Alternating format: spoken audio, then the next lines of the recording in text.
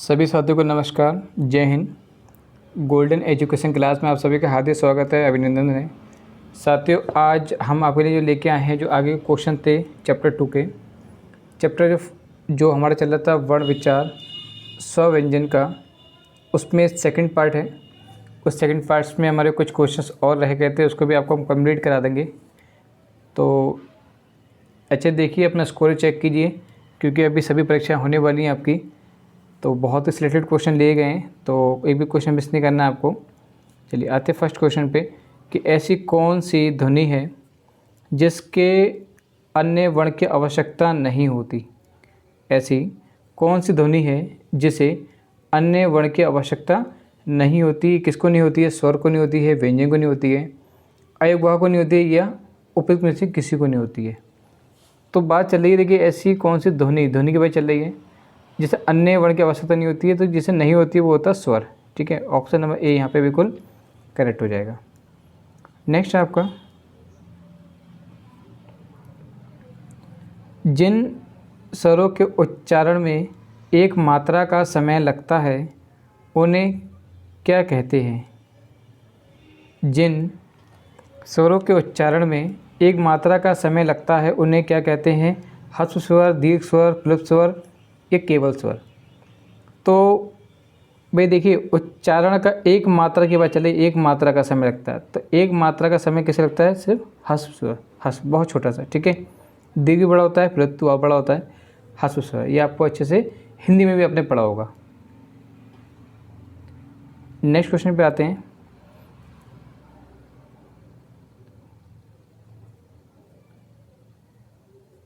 द्विमात्रिक स्वर कहलाते हैं। कौन से कहलाते हैं भाई? दीर्घ कहलाते हैं, ह्रस्व कहलाते हैं, व्यंजन कहलाते हैं, प्लुत कहलाते हैं। तो देखिए, ह्रस्व तो नहीं है, अभी छोटी बात चली थी एक मात्रा वाली, तो ये तो नहीं हो सकता। ठीक है, प्लुत भी बड़ा होता है, व्यंजन तो अपने में अलग होता है। तो कौन सा हो गया आपका? दीर्घ स्वर। ऑप्शन नंबर ए बिल्कुल यहाँ पर करेक्ट हो जाएगा।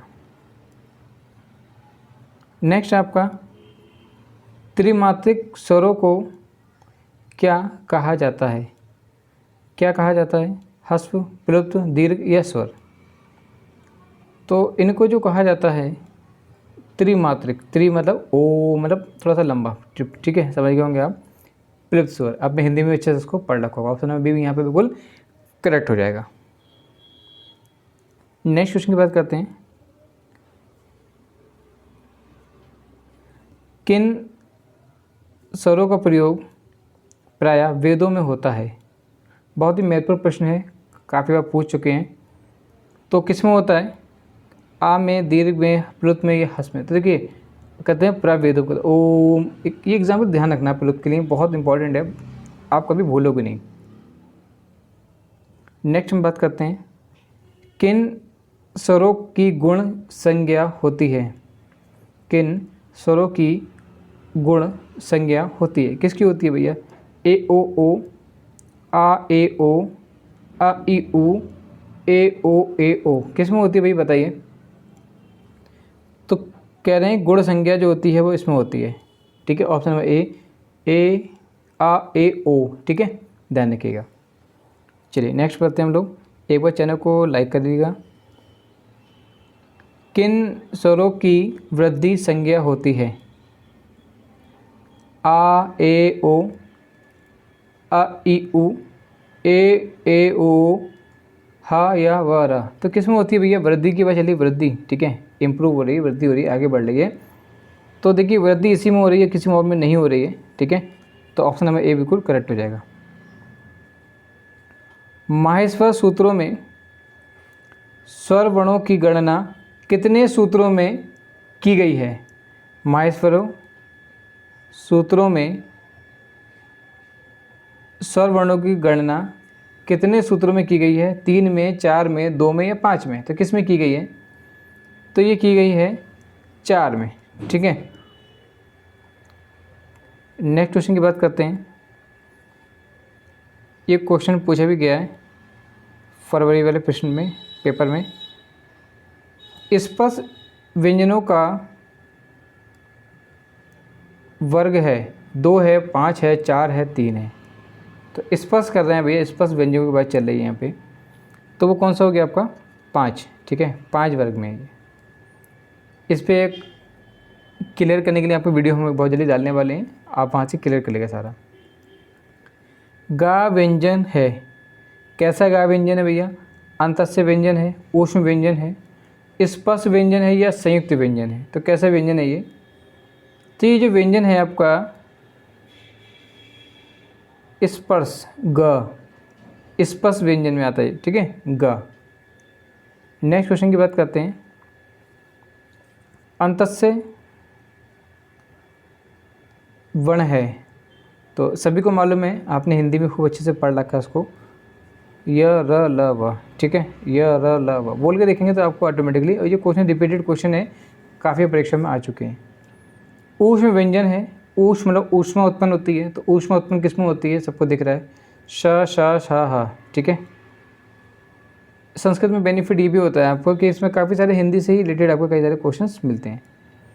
कौन से स्वर ह्रस्वर नहीं है? नहीं है तो सबके ऑप्शन पता हो जाएंगे। फरवरी 2018 में क्वेश्चन आ चुका है ये क्वेश्चन। तो ह्रस्व स्वर मतलब छोटा स्वर की बात चल रही है यहाँ पे, तो उसमें से कौन सा नहीं है? तो बताइए भैया कौन सा नहीं है? तो ये नहीं है, ये दीर्घ में आकर, बाकी सब ये, देखिए आप इसमें पूछना नहीं है, जब पूछते हैं तो आप जल्दी से जो है वाला अलग कर दीजिए और बाकी आप उसको काउंट कर लिए, आपको जल्दी से आंसर निकल आएगा। निम्न में से कौन सा स्वर नहीं है? देखिए नहीं वाली बात होती है, स्वर की बात चल रही है, तो स्वर इसमें कौन सा नहीं है? तो ल, ठीक है, ल नहीं है, ठीक है। ऑप्शन नंबर डी को यहाँ पे करेक्ट हो जाएगा 36 का। छ मिलकर बना है, सभी को मालूम है, ये उच्च प्राथमिक में पूछा गया, 2017 में आया था ये प्रश्न। ये बनता है हमारा का और शा से मिलकर, ठीक है। अंत वर्ण कौन से हैं? अंत से वर्ण कौन से हमारे अभी आपने ऊपर भी किए थे, य र ल व, ठीक है। बहुत ही अच्छे प्रश्न हैं और आपका रिवीजन भी हो रहा होगा। बताइए कमेंट बॉक्स में कितने आपके प्रश्न ठीक गए हैं। नेक्स्ट क्वेश्चन की बात करते हैं कि निम्न में से कौन संयुक्त व्यंजन है? कौन सा संयुक्त व्यंजन भैया बताइए इसमें से? तो कौन सा है? ज्ञा। कौन सा है? ज्ञा जो है वो संयुक्त व्यंजन है। कौन सा स्वर ह्रस्वर नहीं है? देखिए नहीं वाली पूछ रहे हैं तो ध्यान से देख के बताइएगा कौन सा नहीं है। ओ, ठीक है, ये हमारा एक मात्रा लगे तो दीर्घ में आ जाएगा। संस्कृत में अयग्वा वर्णों की संख्या है, अयग्वा, तो बता दिए भैया, संस्कृत की बात चल रही है तो कितने हैं वो? 4, ठीक है। नेक्स्ट क्वेश्चन की बात करते हैं। संस्कृत व्याकरण के अनुसार स्वरों या अच की संख्या है, क्या है भैया बताइए? ऑप्शन नंबर बी बिल्कुल ठीक हो जाएगा जिसने भी लगाया है। ऊष्म वर्ण नहीं है, देखिए नहीं वाली बात है, तो देखिए आपने अभी खूब पढ़ा था शा शा शाह, तो इसमें तो कौन सा नहीं है भैया? तो सभी को दिखाई दे रहा है कि इसमें या नहीं है, ठीक है। स्पर्श व्यंजन नहीं है, तो जो नहीं है स्पर्श व्यंजन भैया वो कौन सा नहीं है? स्पर्श नहीं कर रहा है या, बाकी तो का, पा, टा, तो आप समझ सकते हैं। बाकी प्रैक्टिकली जब भी कभी दिक्कत आए तो उसको प्रैक्टिकली करने का प्रयास करा करें। नेक्स्ट क्वेश्चन की आगे बढ़ते हैं, लास्ट क्वेश्चन आने वाले हैं कि स्पर्श व्यंजन नहीं है, ठीक है। अभी आपने ऊपर किया था कौन सा? या, ये रिपीट हो गया था। का वर्ण के वर्ण कहे जाते हैं, का वर्ग के वर्ण कहे जाते हैं। देखिए बहुत ही अच्छा प्रश्न है और सभी को पता है, अभी आपने ऊपर भी कहा था कौन सा? स्पर्श व्यंजन, ठीक है। तो ये सभी बहुत महत्वपूर्ण प्रश्न थे, तो प्लीज़ चैनल को लाइक और सब्सक्राइब जरूर कर दीजिएगा। Thank you so much watching this video.